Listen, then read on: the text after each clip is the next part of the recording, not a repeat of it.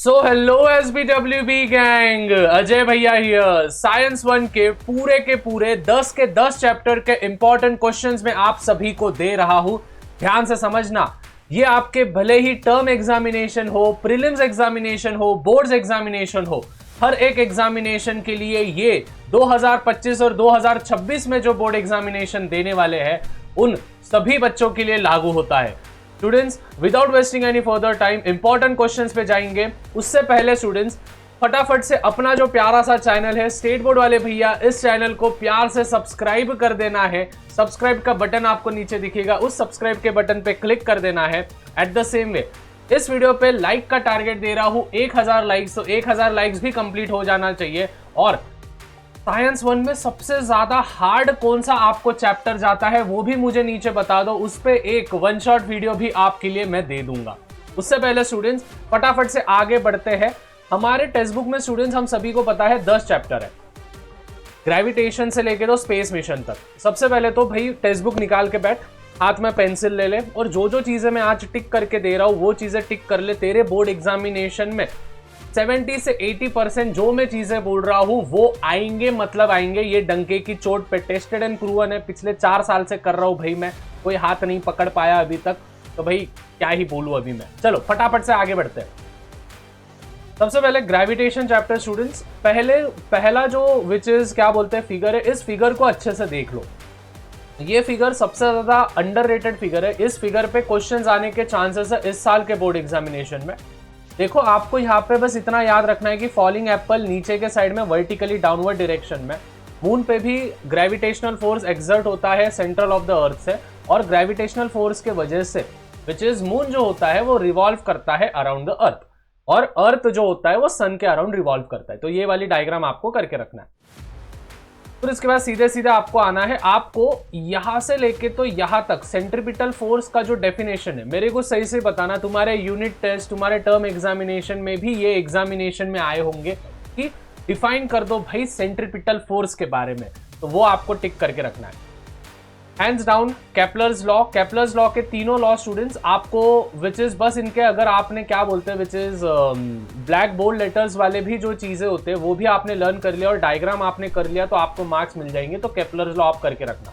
फिर ये फलाना ठिकाना ये कुछ काम के नहीं है, फटाफट से नीचे नीचे नीचे नीचे आ जाओ। हाँ, ये वाली जो डायग्राम है लो टाइड और हाई टाइड वाली, ठीक है, ये मेरे बाजू वाली, ये लो टाइड और हाई टाइड के पास बहुत बार एग्जामिनेशन में पूछा जाता है। एरो जो होना चाहिए, एरो के टाइप होता है, तो एरो जो होना चाहिए वो मून के साइड में होना चाहिए। मतलब जहां पे पानी है, पानी जहां पे आपको ज्यादा दिख रहा है वहां पे आपको उस साइड में मून के पास आपको एरो करना है, तो वो वाला आप कर सकते हो। फिर इसके बाद हम जैसे जैसे जैसे जैसे नीचे आएंगे, हाँ, variation in the value of G, तो ये आएगा तो सीधा सीधा 3 मार्क के लिए आएगा, नहीं तो भाई इस पे एक भी क्वेश्चन नहीं पूछा जाएगा। Variation in the value of G 3 mark के लिए सीधा सीधा फंसता है। पहला जो आपको लिखना है 1 मार्क के लिए वो आएगा change along the surface of the earth, फिर चेंज विद द हाइट, और तीसरा जो आएगा चेंज विद द डेप्थ। मास और वेट हैंड्स डाउन। सबसे पहले मेरे को बताओ, हर एक बच्चा नीचे कमेंट करेगा कि आपके यूनिट टेस्ट में इसका डिफरेंस बिटवीन आया था या नहीं आया था। हर एक के पेपर में इसका डिफरेंस बिटवीन आया होगा, ये डंके की चोट पे कह रहा हूं, तो प्लीज भाई ये डिफरेंस बिटवीन करके रखना है। उसके बाद स्टूडेंट्स नीचे नीचे नीचे नीचे हम जाएंगे। फ्री फॉल वगैरह कोई करने की ज़रूरत नहीं है। एस्केप वेलोसिटी पे शॉर्ट नोट्स आएगा तो एस्केप वेलोसिटी आप करके रखना। और स्टूडेंट्स इसमें से जो 2 क्वेश्चन जो सबसे ज़्यादा बार पूछे गए हैं वो है 3rd वाला क्वेश्चन और 4th वाला क्वेश्चन, तो 3rd और 4th को टिक करके रखना है। और इस चैप्टर से एक न्यूमेरिकल हमेशा बोर्ड एग्जामिनेशन में आता है। वैसे आपने न्यूमेरिकल स्किप भी किया तो भी आपको आउट ऑफ मार्क मिलते हैं, तो टेंशन लेने की आवश्यकता नहीं है, ठीक है। पहला चैप्टर हो गया। सेकंड चैप्टर पे आएंगे। सेकंड चैप्टर पे स्टूडेंट्स जो भी साइंटिस्ट के स्टेटमेंट्स होते हैं, जैसे डॉबरनियर्स ट्रायड हो गया, न्यूलैंड्स लॉ ऑफ ऑक्टेव हो गया, मेंडेलिव्स पीरियोडिक टेबल हो गया, हेनरी मॉसले का मॉडर्न पीरियोडिक टेबल हो गया, इनके जितने भी स्टेटमेंट्स हैं वो स्टेटमेंट्स और एक एग्जाम्पल्स आप लर्न करके रखो। कोई ना कोई 4 स्टेटमेंट्स में से एक स्टेटमेंट हमेशा पूछा जाता है या फिर उसकी रिलेटेड एक्टिविटी वाइज क्वेश्चन दिया जाता है। समझ में आ रहा है? तो प्लीज वो करके रखना है।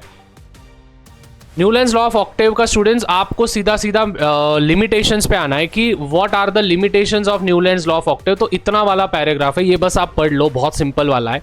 फिर हैंड्स डाउन मेंडलिस पीरियोडिक टेबल का स्टूडेंट्स सीधा सीधा आपको मेरिट्स पे आना है और डीमेरिट्स पे आना है।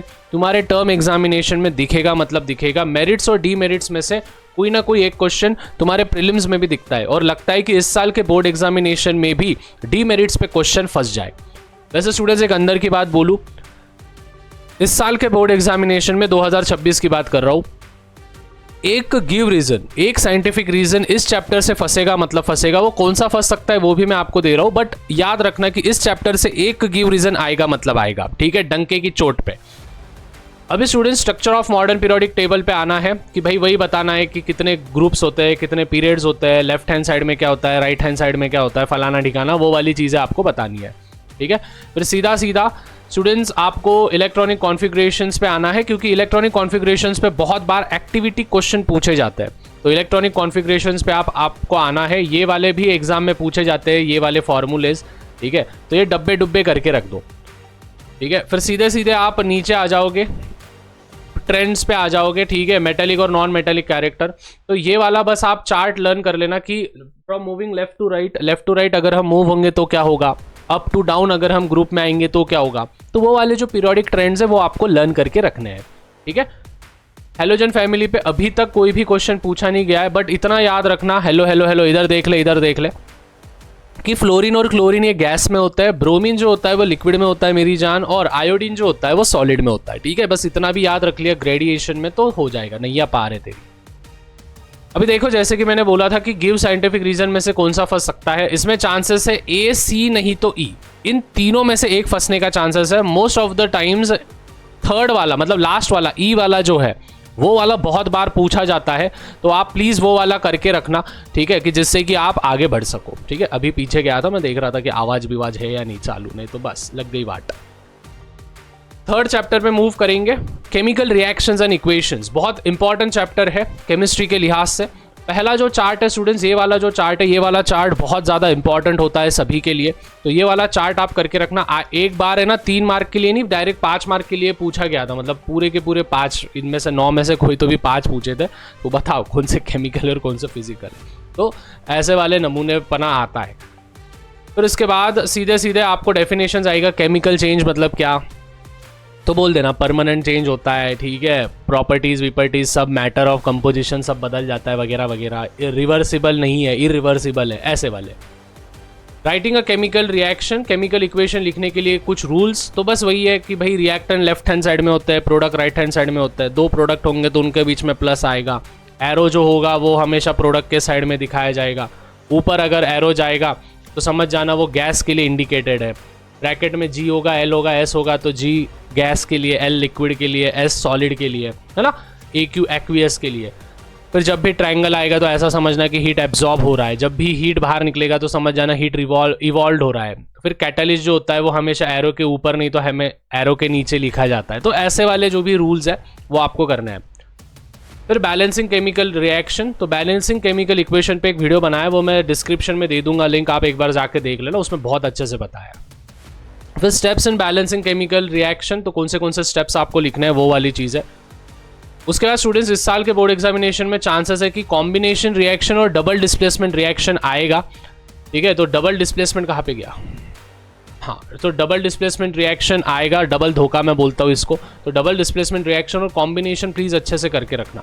एंडोथर्मिक एक्सोथर्मिक पे आपको डिफरेंस बिटवीन पूछा जा सकता है। Same with the oxidation reduction पे भी आपको पूछा जा सकता है। हैंड्स डाउन स्टूडेंट्स, इस साल के बोर्ड एग्जामिनेशन में ये वाला क्वेश्चन फंसने के चांसेस है। रेट ऑफ केमिकल रिएक्शन 5 होते हैं वो रेट ऑफ केमिकल रिएक्शन। पहला जो होता है वो नेचर ऑफ रिएक्टेंट होता है, दूसरा size of particles, concentration of reactant, temperature और कैटलिस्ट। ये 5 में से स्टूडेंट्स आपको बोला जाएगा कि भाई कोई भी 3 बता दो तो 3 मार्क के लिए फंसेगा, कोई भी 5 बता दो तो 5 मार्क के लिए फंसेगा। तो ऐसे टाइप के आपको एग्जामिनेशन में आएंगे, ठीक है, क्लियर है। फिर रिडॉक्स रिएक्शन पे आप कर लेना। और स्टूडेंट्स लास्ट में जाते जाते बस आपको बस इतना करना है कि शॉर्ट नोट्स आपको करके रखना है। शॉर्ट नोट्स इस रेंसिडिटी और कोरोजन, इन पे शॉर्ट नोट्स आएगा, ठीक है। तो रेंसिडिटी और कोरोजन के जो भी टॉपिक्स होते हैं वो आपको करके रखना है। तो एक्सप्लेन द फॉलोइंग टर्म्स, तो यहाँ पे देखो जैसे कि मैंने बता दिया है आपको पहले ही। और बोर्ड एग्जामिनेशन में इस चैप्टर का स्टूडेंट्स ये शावार्ट टाइल का बहुत बार पूछा जाता है।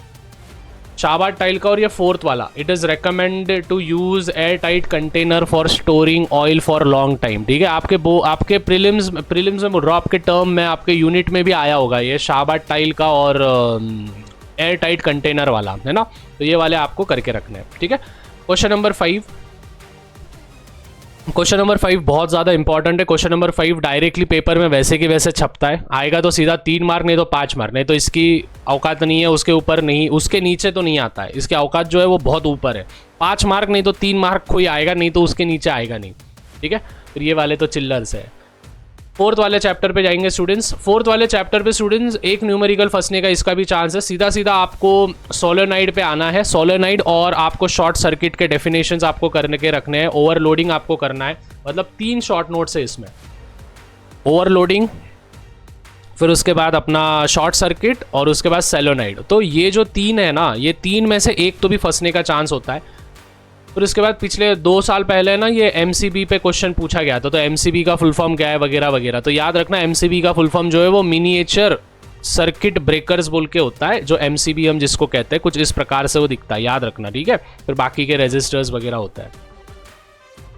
फिर जैसे हम नीचे जाएंगे, नीचे नीचे नीचे सीधा सीधा आना है। ये जितने भी रूल्स होते हैं भाई, राइट हैंड थंब रूल हो गया, ठीक है। फिर उसके बाद आपको सीधा नीचे आना है, ठीक है। फिर left hand, Fleming's left hand rule हो गया, फिर फ्लेमिंग्स राइट हैंड रूल हो गया। फ्लेमिंग्स लेफ्ट हैंड रूल पे वैसे इलेक्ट्रिक मोटर होता है, और फ्लेमिंग्स राइट हैंड रूल पे हमारा इलेक्ट्रिक जनरेटर होता है। तो इलेक्ट्रिक मोटर और जनरेटर में से एक क्वेश्चन फंसने का चांस है। अभी इसमें का भी एक गिव रीजन आता है, मतलब आता है बोर्ड एग्जामिनेशन में, तो वह बोल देता हूँ मैं। वो जो टंगस्टन वाला होता है, देखो कि टंगस्टन का मेल्टिंग पॉइंट क्यों ज़्यादा होता है ना, होगा यहाँ पे, हाँ ये रहा, ठीक है। तो ये टंगस्टन का मेल्टिंग पॉइंट क्यों ज़्यादा है, तो वो वाला जो क्वेश्चन है ना स्टूडेंट्स, वो वाला question most of the times आपको बोर्ड एग्जामिनेशन में पूछा जाता है, तो भाई वो करके रखना। ठीक है, टंगस्टन वाला, और सेकंड चैप्टर का, और थर्ड चैप्टर के शाबाद टाइल, और क्या बोलते हैं एयर टाइट कंटेनर, ये वाले आते हैं, मतलब आते हैं भाई, ये बोर्ड्स के फेवरेट है। ठीक है, बोर्ड्स के क्या ये फेवरेट होता है। ठीक है, फिर ये देखो, हाँ ये वाले क्वेश्चन आए थे, आइडेंटिफाई द फिगर्स, तो रेजिस्टर्स MCB वगैरह वगैरह होते हैं। ठीक है, तो ये इलेक्ट्रिक मोटर है, जनरेटर है, वो वाला बताओ। ठीक है, फिर उसके बाद Fleming's left hand rule, right hand rule क्या बताता है, इंडेक्स फिंगर क्या बताता है, थंब क्या बताता है, मिडल फिंगर क्या बताता है। तो ये वाले जो चिल्लर होते हैं वो आते हैं। हीट चैप्टर के बस आप क्वेश्चन आंसर्स करो स्टूडेंट्स। ठीक है, इसमें से एनोमोलस बिहेवियर ऑफ वाटर, ठीक है, रेगुलेशन टिक करके रखो। फिर उसके बाद उसी के नीचे anomalous behaviour of water, hopes apparatus, ठीक है। फिर सीधा सीधा आपको ह्यूमिडिटी पे आना है, ड्यू पॉइंट व्यू पॉइंट कुछ नहीं आता, ह्यूमिडिटी पे आने का। और ह्यूमिडिटी पे आने के बाद गॉड ब्लेस यू करो, जो वीडियो यहाँ तक देख रहा है भैया को बोलो, भैया गॉड ब्लेस यू बोल के, ठीक है। फिर यहाँ पे स्पेसिफिक हीट कैपेसिटी, ठीक है, तो ये जो स्पेसिफिक हीट कैपेसिटी वाला है, ये वाला आपको करके रखना है। ठीक है, बस बाकी का कुछ नहीं भाई। हीट एक्सचेंज पे एक आधे बार क्वेश्चन आ जाएगा, जो टॉपिक्स मैंने बोले बस हीट चैप्टर के वही करना है, उसके ऊपर कुछ करो करके जाओ मत, कुछ नहीं आएगा इस चैप्टर का ज़्यादा। ठीक है, हाँ, इस चैप्टर का एक गिव रीज़न होता है स्टूडेंट्स की, वो जो फिशेस होते हैं ना, फिश, या फिर कोल्ड रीजन्स में जो पाइप होते हैं वो क्यों फूट जाते हैं, ऐसे टाइप के जो क्वेश्चंस होते हैं।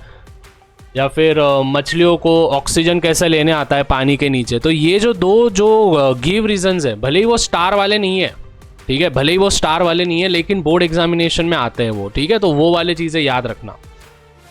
रिफ्रैक्शन ऑफ लाइट स्टूडेंट्स, मैं तो सभी को स्टूडेंट्स को बोलूँगा कि इस चैप्टर को पूरा की पूरा करो। ठीक है, इसमें से ऐसा कुछ नहीं है कि मैं बताऊँ और नहीं हो जाए, बहुत चिल्लर सा चैप्टर है। तो मैं आप सभी से गुजारिश करूँगा, चैप्टर नंबर 6 पूरा की पूरा करके जाओ। जितने भी इसमें दिख रहे हैं, partial internal reflection, partial and total internal reflection, dispersion of light, laws of refraction, फिर उसके बाद अलग अलग चीज़ें, ये सभी चीज़ें आप करके जाओ। इस चैप्टर को सबसे ज़्यादा वेटेज है वैसे, रेनबो फॉर्मेशन, फिर वो क्या बोलते हैं अपना मिराज वगैरह, सभी चीज़ें। तो इस चैप्टर का मैं कुछ इंपॉर्टेंट नहीं दे रहा हूँ, पूरा करके जाना। हाँ, लेंसेज का मैं दे रहा हूँ, ठीक है। तो लेंसेज का आपको ये डेफिनेशंस लर्न करनी है, सेंटर ऑफ कर्वेचर क्या है, रेडियस ऑफ कर्वेचर क्या है। वैसे इस चैप्टर की एक चीज़ बोलूँ, इस चैप्टर का क्या आता है, इस चैप्टर के ना बस ये आते हैं, images form by convex lenses, images form by concave lenses, 2 ही होते हैं उसके। ठीक है, और भाई ये वाला चार्ट, ठीक है, मतलब इन्फिनिटी पे अगर ऑब्जेक्ट होगा तो इमेज कहाँ पे बनेगा, ठीक है, तो उसका साइज कैसा होगा, उसका नेचर कैसा होगा। भाई ये इतना इंपॉर्टेंट है ना, इतना अंडररेटेड है, कोई बोलता नहीं है इसके बारे में, लेकिन भाई ये पेपर में हर साल आता है। ठीक है। तो बियॉन्ड 2f1 होगा तो क्या होगा, तो भाई ऑब्जेक्ट बियॉन्ड 2f1 होगा तो इमेज कहाँ पे बनेगा, स्मॉलर होगा, इन्वर्टेड होगा, क्या होगा, रियल होगा, तो सब चीज़ें। तो वर्चुअल और इरेक्ट बस एक ही होता है अपना f1o वाला, ठीक है। तो ये वाले चार्ट्स आप करके रखना, कार्टेशियन साइन कन्वेंशंस वगैरह आप करके रखना।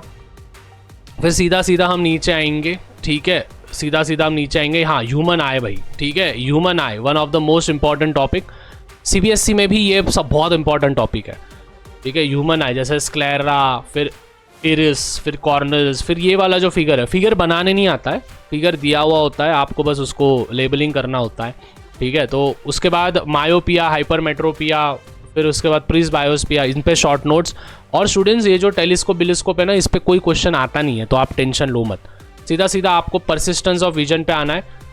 परसिस्टेंस ऑफ विजन मतलब कि ऐसी चीज़ होती है कि आंखों के सामने से अगर कोई इमेज या फिर ऑब्जेक्ट चले भी गया तो उसकी इमेज अपने आंखों में 1:16 सेकेंड में 1:16 सेकेंड तक भी मौजूद रहती है। मतलब सपोज हाथ है मेरे सामने, वो हाथ को मैंने निकाल दिया तो आंखों में वो इमेज कब तक कैद होती है, 1:16 सेकेंड।